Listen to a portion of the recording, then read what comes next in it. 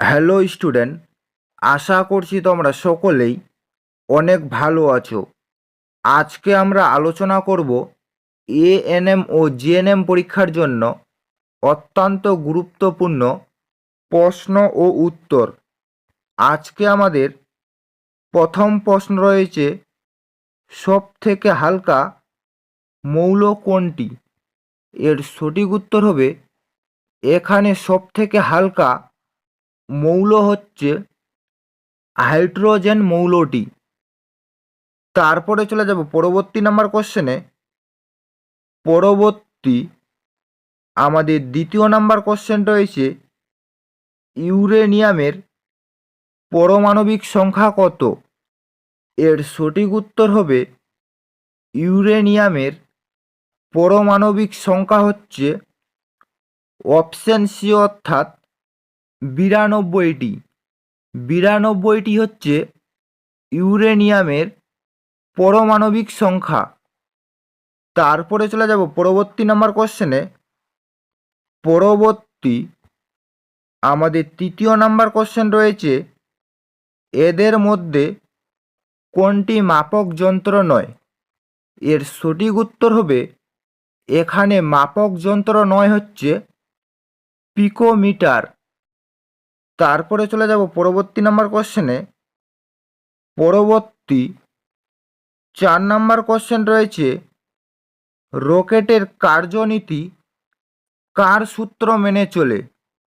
এটা কিন্তু একটি অত্যন্ত ইম্পর্টেন্ট একটি কোশ্চেন রয়েছে, রকেটের কার্যনীতি কার সূত্র মেনে চলে?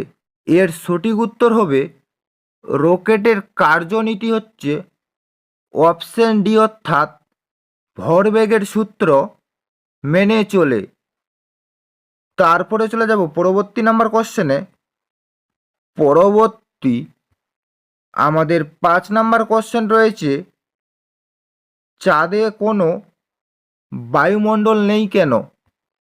এর সঠিক উত্তর হবে, চাঁদে হচ্ছে বায়ুমণ্ডল নেই কারণ চাঁদের হচ্ছে মাধ্যাকর্ষণ ক্ষমতা কম।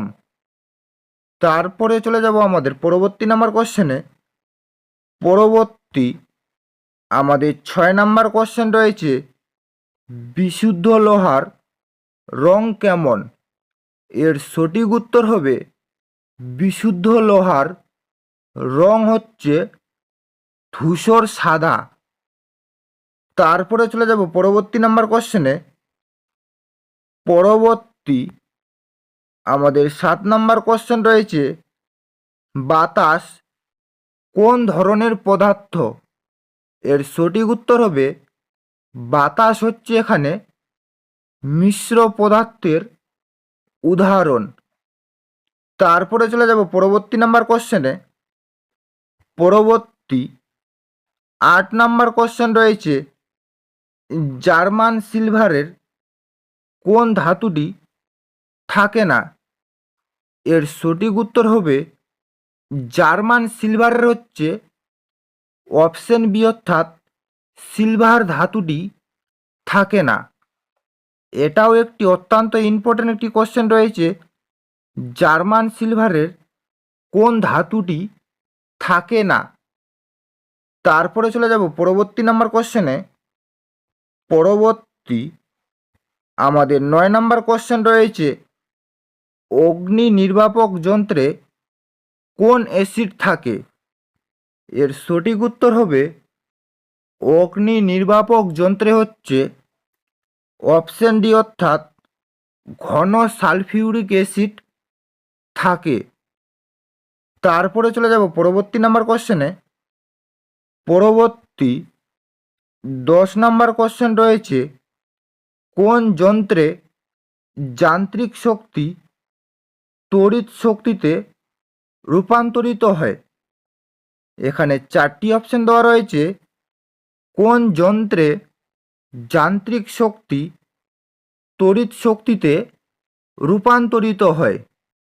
এর সঠিক উত্তর হবে, যান্ত্রিক শক্তি তড়িৎ শক্তিতে রূপান্তরিত হয় হচ্ছে অপশন বি অর্থাৎ ডায়নামোর ক্ষেত্রে।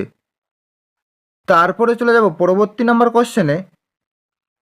পরবর্তী 11 নাম্বার কোশ্চেন রয়েছে, বয়েলের সূত্রে কোন রাশি ধ্রুবক থাকে?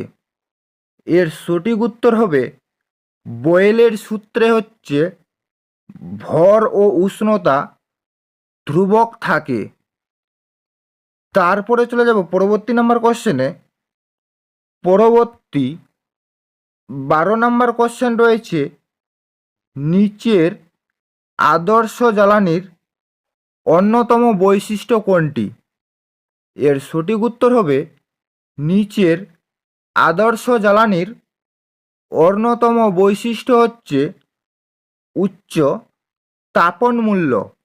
উচ্চ তাপন মূল্য হচ্ছে আদর্শ জ্বালানির অন্যতম বৈশিষ্ট্য।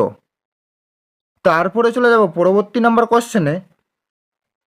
পরবর্তী আমাদের 13 নাম্বার কোশ্চেন রয়েছে, নিচের কোন পদার্থটির তাপ পরিবাহিতা সব থেকে কম? এখানে 4টি অপশন দেওয়া রয়েছে, নিচের কোন পদার্থটির তাপ পরিবাহিতা সব থেকে কম? এর সঠিক উত্তর হবে, পারদ ধাতুটির হচ্ছে তাপ পরিবাহিতা সব থেকে কম। তারপরে চলে যাব পরবর্তী নাম্বার কোশ্চেনে। পরবর্তী 14 নাম্বার কোশ্চেন রয়েছে, নিচের রাশিগুলির মধ্যে কোনটি ভেক্টর রাশি? এর সঠিক উত্তর হবে, এখানে ভেক্টর রাশির উদাহরণ হচ্ছে বল। বল হচ্ছে ভেক্টর রাশির উদাহরণ। তারপরে চলে যাব পরবর্তী নাম্বার কোশ্চেনে। পরবর্তী 15 নাম্বার কোশ্চেন রয়েছে, উষ্ণতার কোন স্কেলে উষ্ণতার মান ঋণাত্মক হয় না? এর সঠিক উত্তর হবে, উষ্ণতার হচ্ছে অপশন ডি, অর্থাৎ কেলভিন স্কেলে হচ্ছে উষ্ণতার মান ঋণাত্মক হয় না। তারপরে চলে যাব পরবর্তী নাম্বার কোশ্চেনে। পরবর্তী 16 নাম্বার কোশ্চেন রয়েছে, এসআই পদ্ধতিতে গ্যাসের চাপের একক কি? এর সঠিক উত্তর হবে, এসআই পদ্ধতিতে গ্যাসের চাপের একক হচ্ছে অপশন সি, অর্থাৎ পাস্কাল। এটাও একটি অত্যন্ত ইম্পর্টেন্ট একটি কোশ্চেন রয়েছে, এসআই পদ্ধতিতে গ্যাসের চাপের একক কি? তারপরে চলে যাব পরবর্তী নাম্বার কোশ্চেনে। পরবর্তী আমাদের 17 নাম্বার কোশ্চেন রয়েছে, লেন্সের ক্ষমতা কোন এককে মাপা হয়? এর সঠিক উত্তর হবে, লেন্সের ক্ষমতা হচ্ছে অপশন এ, অর্থাৎ ডায়পটার এককের সাহায্যে মাপা হয়। তারপরে চলে যাব পরবর্তী নাম্বার কোশ্চেনে। পরবর্তী 18 নাম্বার কোশ্চেন রয়েছে, নিচের কোনটি বর্ণালীর মাঝের বর্ণ? এর সঠিক উত্তর হবে, বর্ণালীর মাঝের বর্ণ হচ্ছে সবুজ বর্ণটি। তারপরে চলে যাব পরবর্তী নাম্বার কোশ্চেনে। পরবর্তী আমাদের 19 নাম্বার কোশ্চেন রয়েছে, কুয়াশা থাকাকালীন দেখতে অসুবিধা হয় কেন? এর সঠিক উত্তর হবে, কুয়াশা থাকাকালীন দেখতে অসুবিধা হয় কারণ হচ্ছে আলোর বিচ্ছুরণের জন্য। তারপরে চলে যাব আমাদের পরবর্তী নাম্বার কোশ্চেনে। পরবর্তী আমাদের লাস্ট 20 নাম্বার কোশ্চেন রয়েছে, নিচের কোনটি অন্তরক পদার্থ নয়? এর সঠিক উত্তর হবে, এখানে অন্তরক পদার্থ নয় হচ্ছে গ্রাফাইট।